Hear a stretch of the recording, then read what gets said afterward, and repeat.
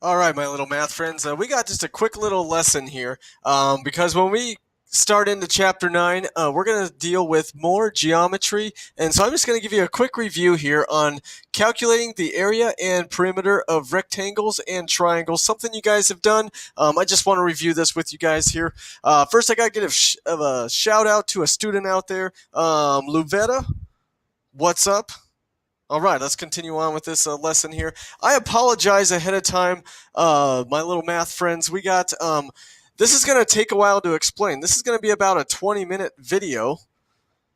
Jokes, okay, that's a joke. You can calm down. This is not going to be a 20-minute video. Oh man, that was good. I can just see your faces right now. That was great. It was worth it. This is actually going to be quick, guys. A quick review. So let's get right into it. Oh my gosh, that was good. Okay, perimeter. Perimeter is the distance around a shape. Okay, how far it takes to go all the way around a shape, and it's easy. It's the length of all of the sides added together. Okay, you just add up all the sides of a shape. That's going to get you the perimeter. All right, area is the space inside of a shape. Okay, how much space the inside of a shape will take up. Okay, and to find the area, each kind of shape has its own formula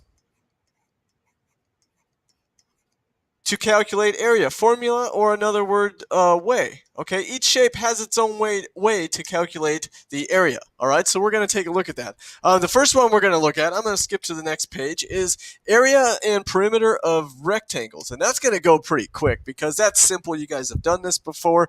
All right, the area, or I mean the perimeter, again, that is just where we're going to add all the sides. And then the formula for area of a triangle, or sorry, rectangle, is simply length times width. Okay, multiply the length and the width together. That's going to get you the area.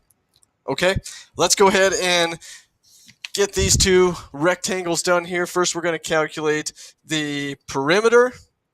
All right, so as you guys know, with a rectangle, opposite sides are the same exact size. So this is going to be 5 yards. This is going to be 9 yards over here. And we're going to calculate the perimeter by just adding up all of these sides together, going all the way around the shape.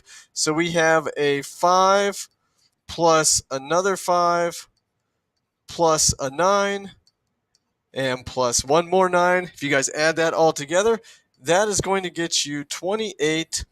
And don't forget your unit, 28 yards. All right, now let's get the area calculated. Okay, we're going through this kind of quick because you guys have done this before. It's just a review. Area is length times width. We can use the 5 and the 9. There is our length times width. 9 times 5. You guys already know the answer. 45. And please don't forget your units, yards, with the 2 there to show area. Okay, that tells you the difference, that it's not perimeter. We're actually calculating the area. All right, don't forget that little 2. Here we got this rectangle here. I don't know what happened to him. He got a little sideways, but that's okay. We can still calculate the area and perimeter. Opposite sides of rectangles are the same. This over here is 6 inches, so that means this side over here has to be 12 inches. All right, perimeter. Let's get it calculated. Go all the way around the shape. So we got 2 6s. We're going to add up those, and we're going to add 2 12s. We've got all the sides of that rectangle. That's going to add up to 36. And this is in inches, 36 inches. All right. Now let's go for the area. Length times width, 6 and 12. Okay, 6 and 12 together is going to get us 72 inches. Whoa. Let me fix that there. 72 inches. That looks better with the little 2 right there to show that that is area. Okay, there's your rectangle review. Let's jump into triangles.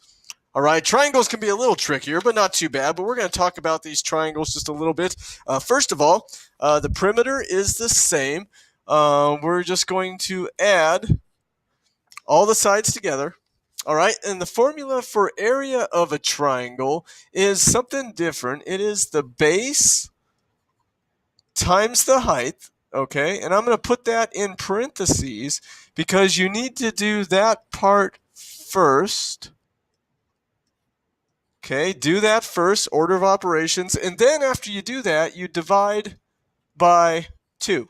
All right, that's for finding the area of a triangle. Okay, some helpful hints about triangles because people can get confused about this and they get the wrong numbers, and I don't want that to happen to you guys. So here's my first little helpful hint for the base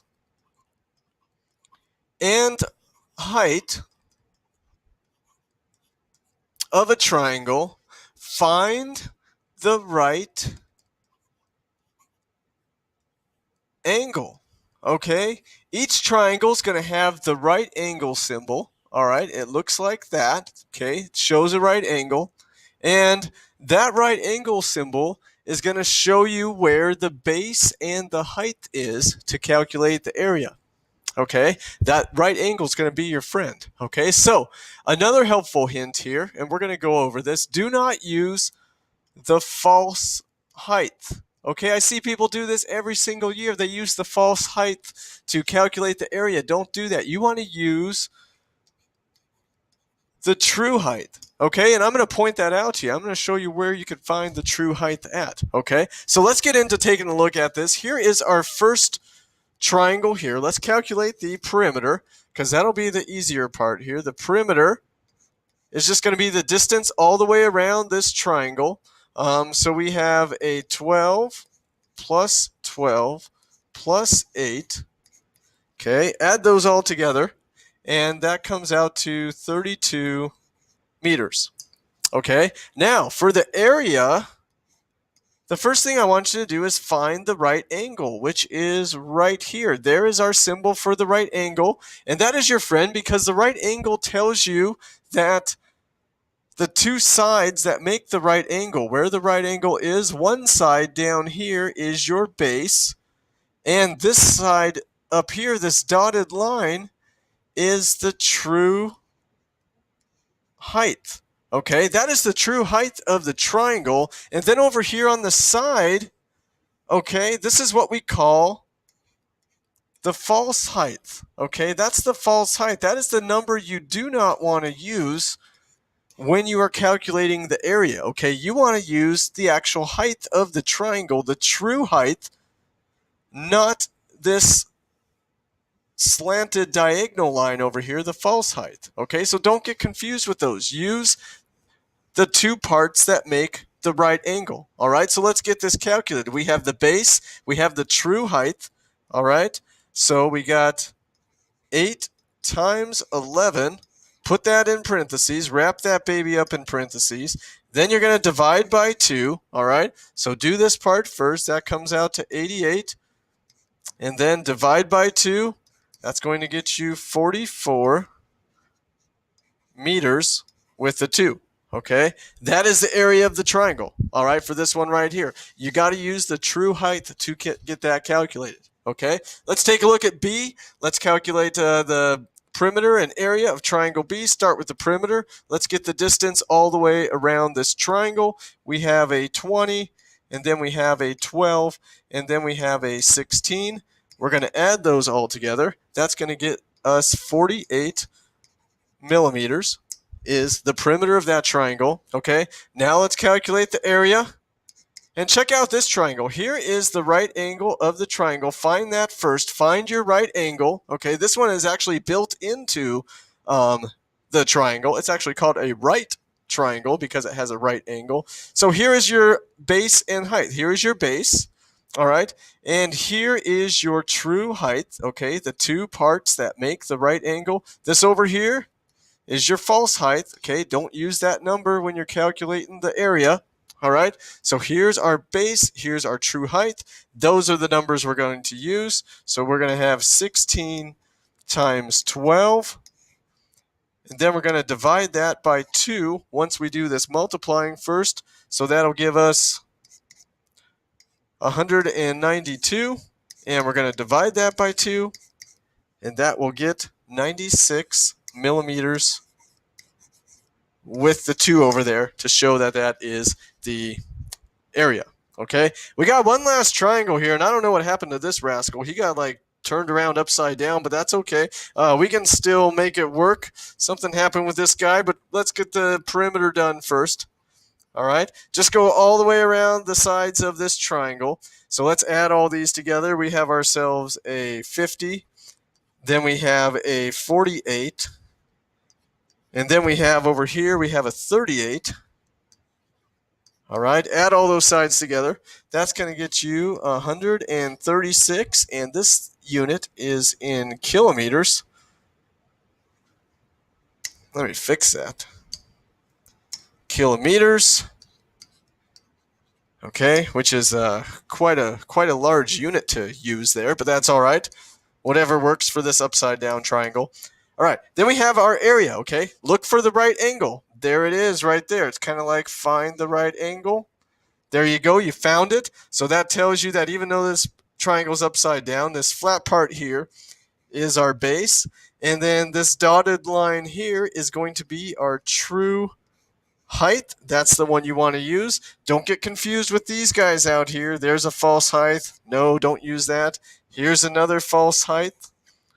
All right, these sides are not part of the right angle. You got to use these 2 sides right here. So let's get the area calculated. Now that we've identified both of them, we have 50 for the base. We're going to multiply that by 30, the height. And then when we're done, we'll divide by 2. Okay, multiply these first. That's going to get you 1,500. Divide that by 2. And that's going to get you 750 kilometers squared with the number right there. Okay, that is it. That is your review of rectangle and triangles. Guys, thanks for watching. I don't have a try this problem for you guys, so you can thank me later for that. But I'll see you guys next time in class, and we'll work out some more problems like this together. Okay, thank you for watching.